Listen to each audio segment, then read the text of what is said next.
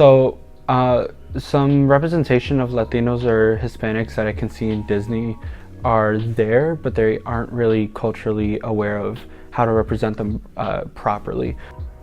Yeah, when I think of Disney, I can't think of any cultural representations of Latinos in them. A Hispanic or Latino person, there's such a rich, vibrant culture behind them that needs to be experienced by the people who watch these Disney films and TV shows. It's important for Disney to have Latinos or Hispanics in their movies because, especially now in 2017 with the new Trump presidency, there's a big political awareness of how Latinos or Hispanics affect American society or even global society. And what Disney does is reach out to children and adults to show these personal issues of, fighting that, either princesses go through or just casual people go through. And by not representing Hispanics or Latinos in their films, it's basically a way of them saying, they don't really go through fights that much, or they don't go through fights that we feel necessary to be represented to American society.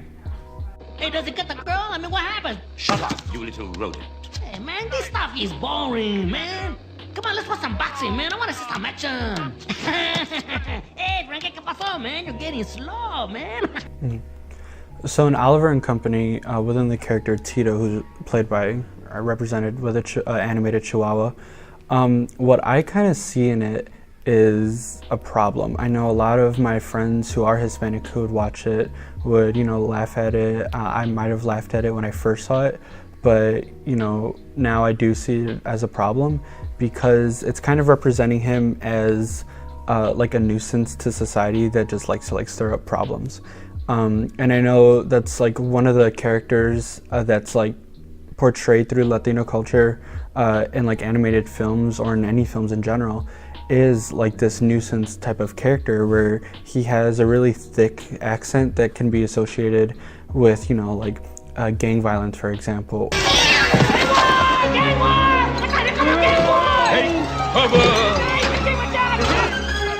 Now as an adult, I guess I've paid more attention to the fact that the cultural representations are very stereotypical and they're not very positive ones. He's lying. Shut up, Tito. Why would a cat? It's not really an accurate description or portrayal of Hispanic or Latino culture because it's just a really thick, heavy accent with a really problematic personality. Come on, man. You guys don't scare me. Come on, I'll kill your boys, man. Come on, let me at him. I'll kill him. Come on. He hotwires the car. He's always the lover. He's very trying to seduce any women that come around him. There's no time for long goodbyes, but here's something to remember me by, baby.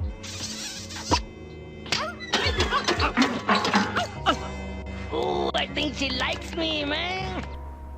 And I don't know, that's a stereotype. It's not my fault.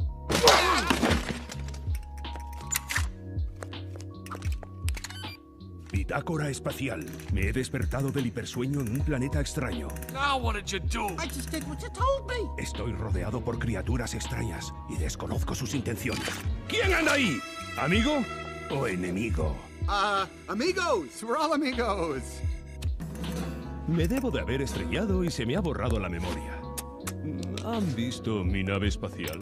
We gotta switch him back. So for the Spanish Buzz Lightyear in Toy Story 3, that would be one of the two Hispanic or Latino representations that I usually see in movies. The first being that nuisance character from Tito, but the second character is more of a smooth talking Hispanic or Latino person. Again, my friends who are Hispanic or Latino might not see it as a big problem, or they'll laugh at it.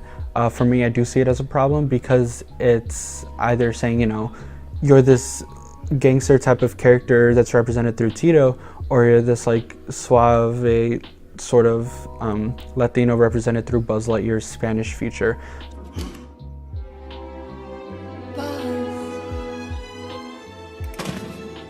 Mi florecilla del desierto.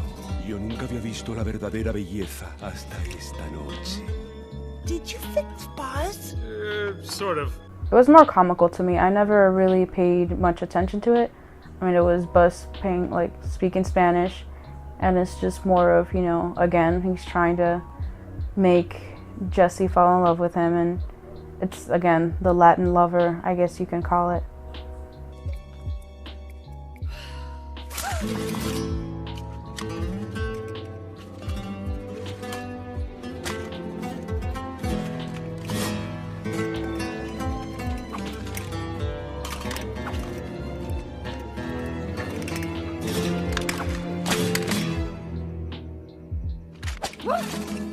Venga conmigo, señorita.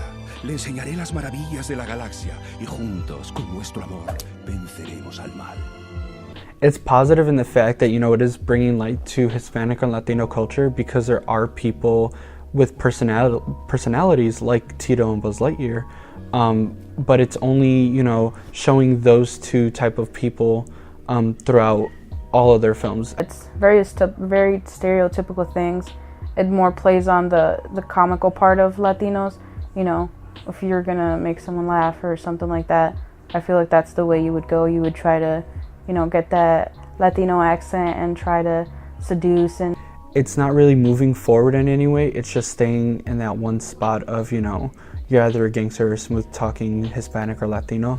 And it really negatively affects us because we're not seen in a different, you know, professional light. These Disney films and TV series represent Latinos in that light.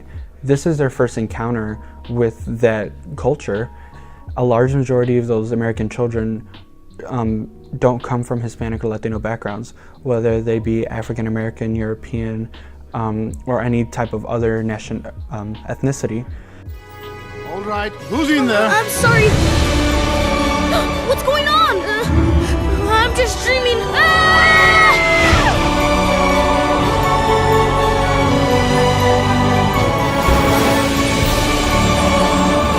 Dante, wait up! Dante? Dante! You gotta stay with me, boy. We don't know where we are. This isn't a dream then. You're all really out there.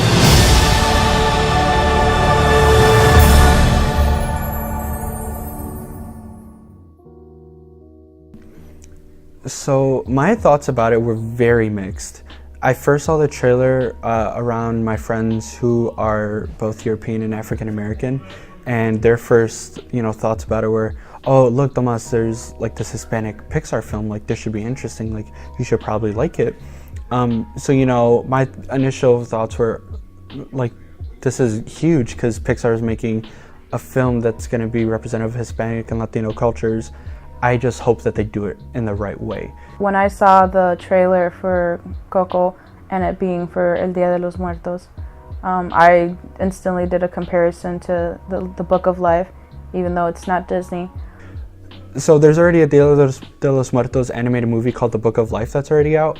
And that movie, you know, already caused controversy with a lot of the voice actors not being Hispanic. So I really do hope that they make sure that Hispanics and Latinos are seen in a positive light. However, I can't really say that I'm 100% looking forward to it because of the way that Disney has portrayed other Hispanics or Latinos in the past. But I mean, being a Latina who has grown up mostly up in America, Dia de los Muertos to me it's not something that I celebrate like hardcore, like, you know, going to my grandparents or relatives' graves and doing that. We do have at home a little shrine and, you know, pictures and memories, and we tell stories and stuff like that. So when I was looking at the trailer, I did notice, you know, the cultural aspect of it, and it was nice. It kept the vibrant colors, the representation, you know, of the dead, and, you know, them coming back on that specific day. So Disney talking about death, I think, is very helpful. It's something that needs to be brought out, and I think it's also a really way of bringing Mexican culture into, you know, the viewership of Disney, or, you know, people who typically watch Disney.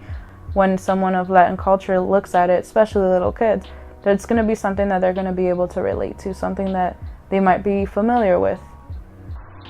Disney trying to trademark Dia de los Muertos, the phrase alone, I think it's a little overboard. I don't think it's something that should be done, that has to be done.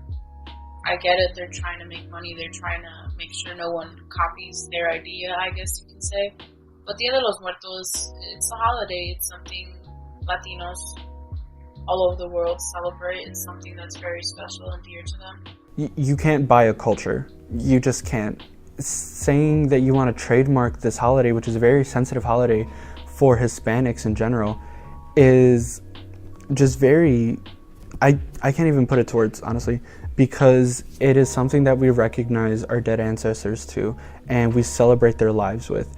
And for them to try to put it all in like good faith, like, oh, we're just gonna trademark it so every time you use it you owe us money, is absurd for them to do. And they must have known what they were doing and how that felt to the Hispanic community. Bringing a critic in to kind of help, make Disney more culturally aware of what they're filming is a good step in the right position. I think, Dia de los Muertos being made by Disney is going to have a big impact, just because, like you said, it's going to be a big part of culture. It's going to be kind of an it factor, something everybody's going to be talking about, adults, kids, everyone, it's kind of be part of it, because that's the impact that Disney has. That's the good part about it, it becomes something that people can talk about, and, something that Latinos themselves can learn. What does Dia de los Muertos mean? Do we celebrate it? When do we celebrate it? Why do we celebrate it? So it'll go past just the movie, and it's explaining of, Dia de los Muertos is kind of a basic, to where it'll be like, well, when I was home, I would celebrate this with your abuelita, with your abuelo, with family, and that'll just lead to a lot of storytelling. And I think that's really cool for kids who are here in America, who are of Latin culture, and just haven't had the time, or just the privilege, I guess, of experiencing or being part of that Latin side of themselves.